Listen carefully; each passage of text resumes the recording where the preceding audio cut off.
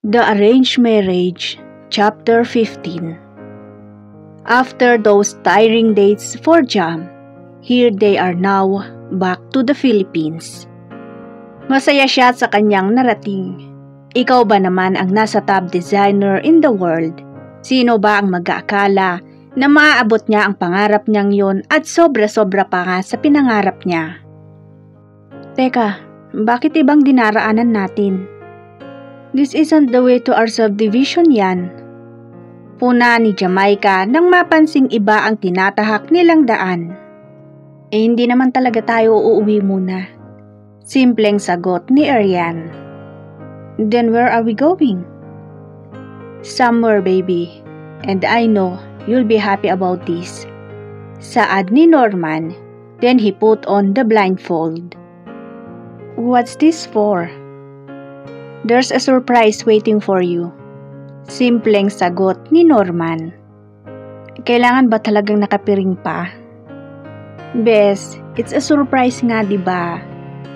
Hindi na lang ulit nag-usisa si Jam at tumahimik na lang din dahil alam niyang wala siyang laban sa dalawang kasama. Nakikiramdam na lang siya. Makalipas ang ilang sandali ay naramdaman niya nang huminto ang sasakyan. We're here, sambit ni Norman. Nasaan ba tayo? Tanong ni Jam. Umibis si Norman ng sasakyan.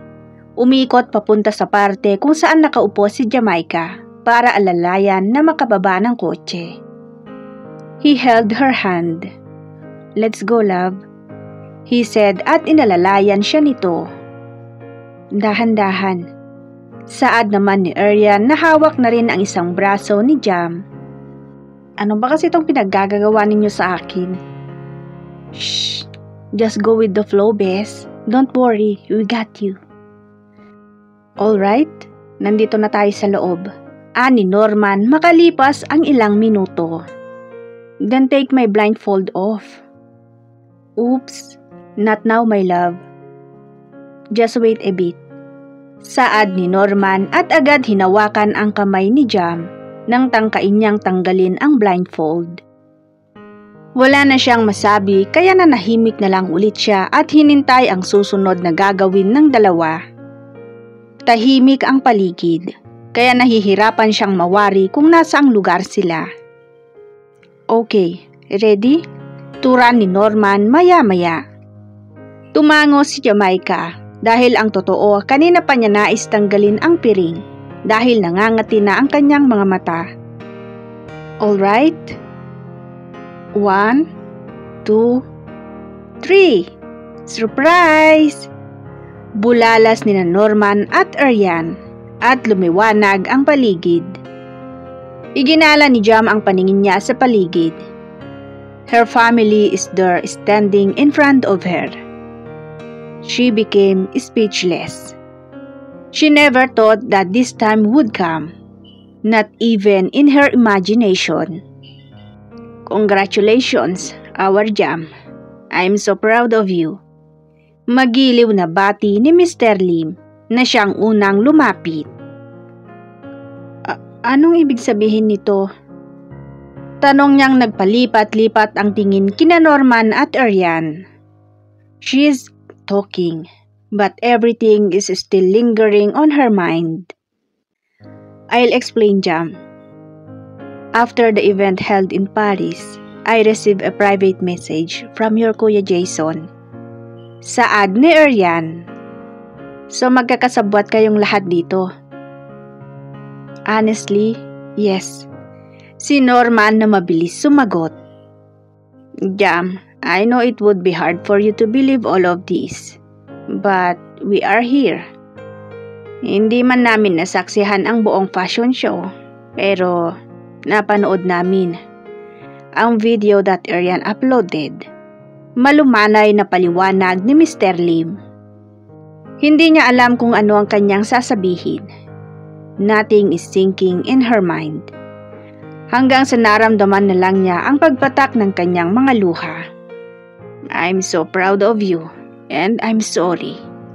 Muling turan ni Mr. Lim sa kaniyakap ng mahigpit si Jam. Paanong nagawa lahat ni Norman at Arian ang surpresang ito?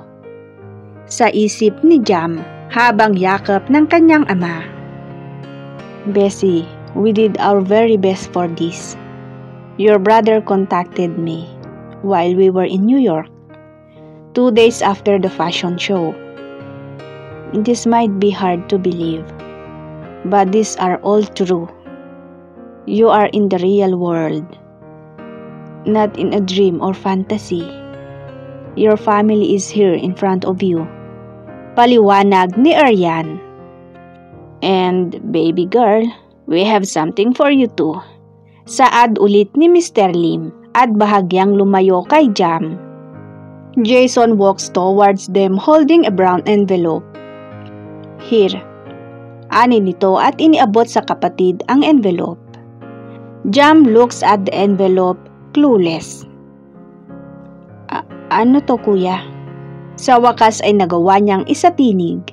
Sa kabila ng mga luhang patuloy na nagmamalisbis mula sa kanyang magagandang mga mata. Open it. Simpleng tugon ni Jason. Tumingin pa muna siya sa mga ito bago unti-unting binuksan ang envelope. Your annulment has been granted. Saad ng kanyang ina. Lalo siyang napaluha. Finally, she is free from Liam. Pinunasan ni Norman ang mga luha sa mga mata ng dalaga at saka niyakap. Ang pangit mong umiyak, tama na yan. Birong bulong ng binata sa nobya.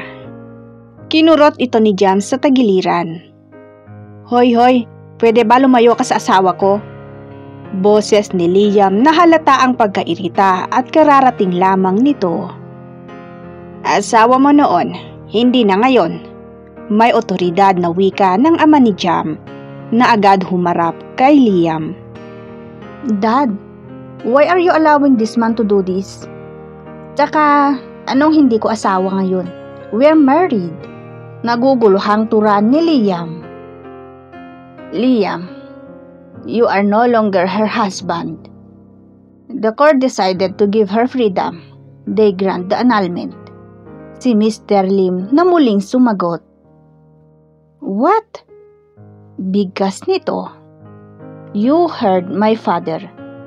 And here are the documents. Singit ni Jason. Saka binigay kay Liam ang envelope na para talaga rito. Please, don't ruin this night for Jam. Pakiusap ni Mr. Lim. What the? Puto lang sasabihin ni Liam nang magsalita ang panganay na kapatid ni Jamaica. Mananahimik ka o palalabasin ka namin. Banta ni Jason kay Liam. Nakuyom nito ang kanyang mga kamao at umalis. Akala ng lahat ay lumabas ito, subalit lumayo lamang ng bahagya at naupo sa isang sulok. Can I have a dance with my queen? Anyaya ni Norman as she offers his hand to Jam. After those emotional moments, pinaunlakan naman ng dalaga ang nobyo. Pumailan lang ang isang musika na si Arian ang may pakana. She requested a music for serenading the couple. Pero bakit nga ba sa lahat ay ang kantang ito pa? When I Was Your Man by Bruno Mars. God damn. Bakit ba parang pinatatamaan ako pati ba naman sa kanta? Tiimbagang nasabi ni Liam sa kawalan habang nakatingin sa dalawang nasa gitna ng entablado at sumasayaw. Maya-maya ay nilisan nito ang arena dahil parang binibiyak ang kanyang puso at buong pagkatao sa kanyang nasasaksihan. Tama nga naman ang nasa kantang iyon. Hanggang sa pagdating sa kondo nila ay tila naririnig pa rin nito ang kantang iyon. At ang mga hawak ni Norman kay Jam. Lalo na kung paano ngumiti ang babae habang nakatitig sa lalaki. Hindi naman alam ni Jam kung paano makakabawi sa kanyang kaibigan at kay Norman sa lahat ng mga ginawa ng dalawa para sa kanya. Pakiramdam ni Jam ngayon ay nabuo ang kanyang pagkatao dahil maayos na ang lahat sa pagitan niya at ng kanyang ama. They accepted Norman for her as well, na lalong nakapagpaligaya sa kanya. Lumipas ang mga araw, nakipagkita si Jam kay Liam. Pinaunlakan niya ang lalaki. Sana binigyan mo man ako ng pagkakataong makabawi, ani Liam sa kaharap na babae. Marami kang sinayang na pagkakataon. Hindi ako umalis. Kahit harap-harapan mo akong ginagago at nakikipagtalik ka sa iba sa harap ko. Mismong sa kwarto at sa kama nating mag-asawa. You don't know how painful those scenes are to me, Liam. Jam, bigas nito. Nagtiis ako, Liam. Pikit mata kong tinanggap ang lahat. Pero ang hindi ko na nasikmura ay ang paggamit mo ako sa kaibigan mo. Tama na. I have found and rebuilt myself for someone who really deserved me and my love. I'm happy with Norman, and I will give him more than what I once gave you. I'm sorry for those mistakes I've made, for hurting you. Instead of learning to love you, I uphold my promise. Na sa halip na mahalin at alagaan ka, nasiyahan pa akong paglaruan ka. Nang sinabi mong you once dreamed about me to be your husband, I was too blind to see your worth and your love. Puno ng pagsisising turan ni Liam. Hanggang doon na lang tayo, Liam.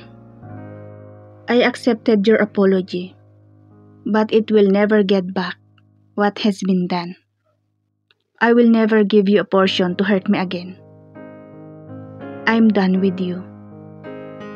You lost me, and that's the reality you need to accept. He held her hands. Sana ayusin mo na ang buhay mo. There's still someone who is meant for you. At sana kapag dumating na siya sa buhay mo, alagaan at mahalin mo na. Tumango na lamang ang lalaki, tsaka unti-unting binitawan ang mga kamay ni Jam. Nasundan na lamang din ni Jam ng tingin ang papalabas na si Liam. She forgave him for her peace of mind. That's the only reason.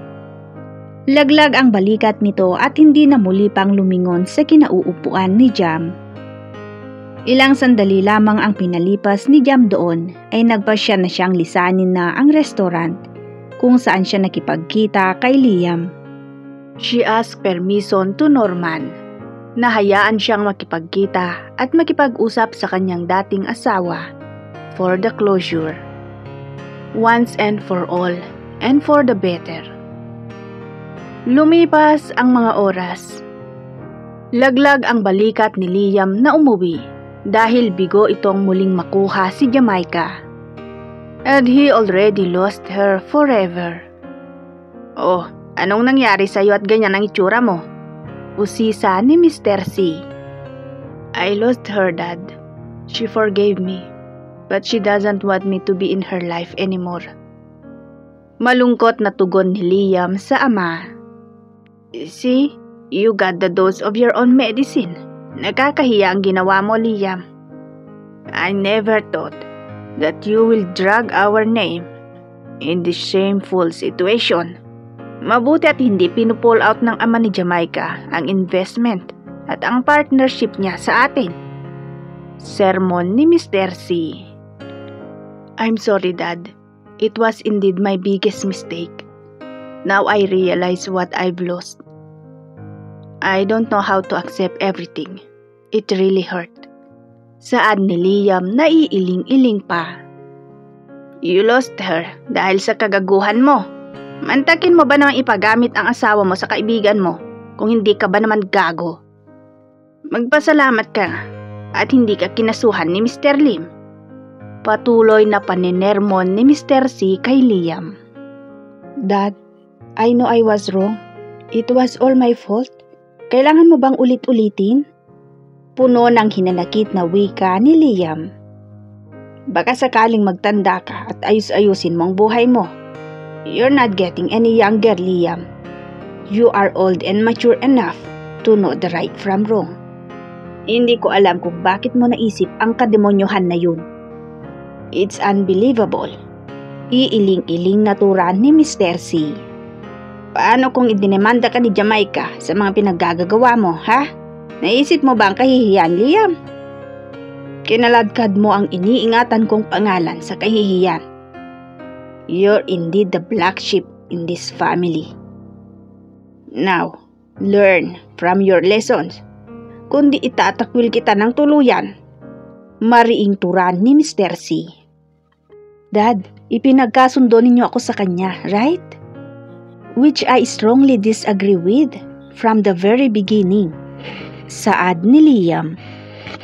Yes, but you can say no at hindi siya pinakasalan. You got time not to come to the church.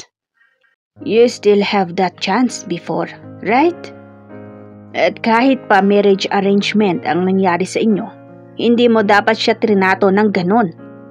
Namumula sa galit si Mr. C. Dad, I fell in love with her, but it's too late when I realized. She's happy with Norman now, while me, here. Miserable. At kahit mas malaki pa sa pagkataong pagsisisi ko, hindi ko na maibabalik sa akin ang babaeng natutunan ko ng mahalin.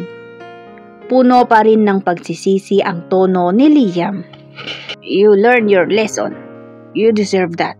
And I won't tolerate you for what you have done. Like they said, when karma finds you, you will get what you deserve. Mga huling binitawan ni Mr. C. Iniwan nito si Liam sa salas dahil baka kung ano pa ang magawa nito sa kanya. Masakit man sa loob ni Liam tanggapin ang lahat ng mga salitang iyon, pero tama naman ang kanyang ama. Wala siyang ibang sisisihin kundi ang kanyang sarili. Dahil kung hindi siya naging mapusok at mapaglaro, ay malamang masaya silang nagsasama ngayon ni Jam. Jamaica found the love that she deserved. The love that he failed to give when she was his girl. He lost a precious gem. Dahil sa sobrang bigat ng pakiramdam, ay nagpasya siyang umalis muna. After a few minutes, Liam is driving his car na hindi alam kung saan patutungo. Hanggang sa may nadaanan na isang bar at doon huminto. He wants to drown himself with liquor. Magbabakasakali na maibsan ang bigat ng kanyang dibdib. Wala siyang pakialam sa paligid. All he wants is to forget the pain in her heart for a while. Isa, dalawa, tatlo, hanggang naging 100 ng beer at may kasama pang tequila ang ininom nito. Susuray-suray na itong naglalakad papunta sa parking area. Kulang na lang ay gumapang na dahil sa kalasingan. Hey dude, do you need help? Wika ng isang lalaki. Pero hindi na pinansin pa ni Liam. Wala itong pakialam sa mundo. Mabuti at nakilala pa nito ang sariling sasakyan. Hinampas-hampas nito ang manibela ng sasakyan.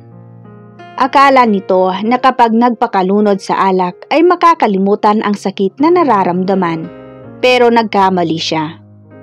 He still feel the pain at parang paulit-ulit pang naririnig ang mga binitawang salita ni Jam. Ayoko sa iba. Ikaw lang ang gusto ko. Mga salitang namutawi sa bibig ni Liam bago pinaharurot ang sasakyan going nowhere. Kailan kaya matatanggap ni Liam ang lahat? Abangan ang karugtong.